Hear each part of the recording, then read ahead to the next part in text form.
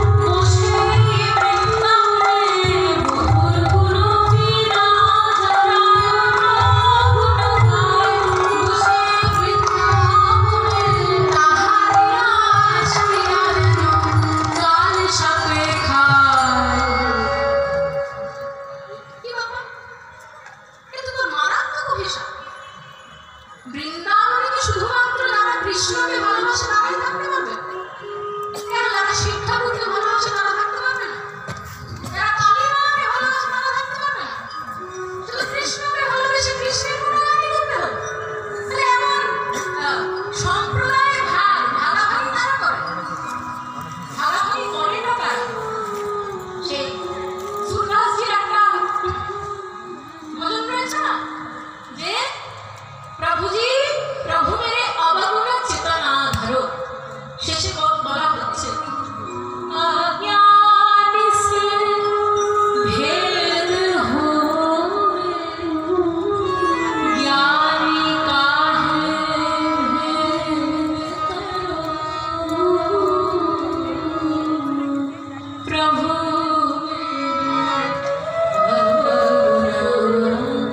चेतना हरो, प्रभु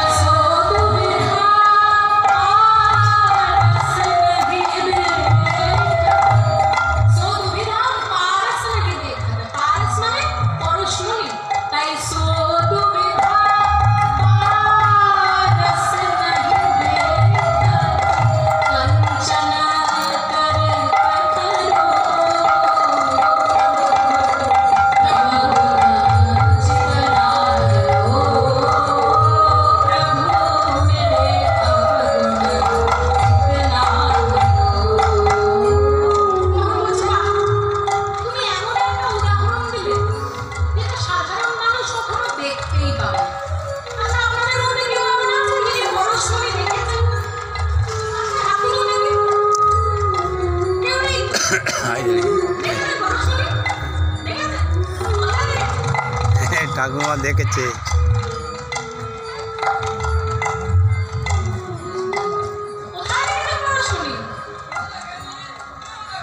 আসল পরশমণি কত সহজে দেখা যায় না, আসল পরশমণি দেখা যায় না।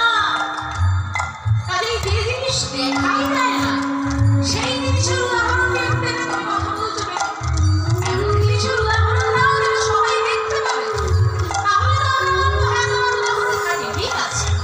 एक नदी यमुना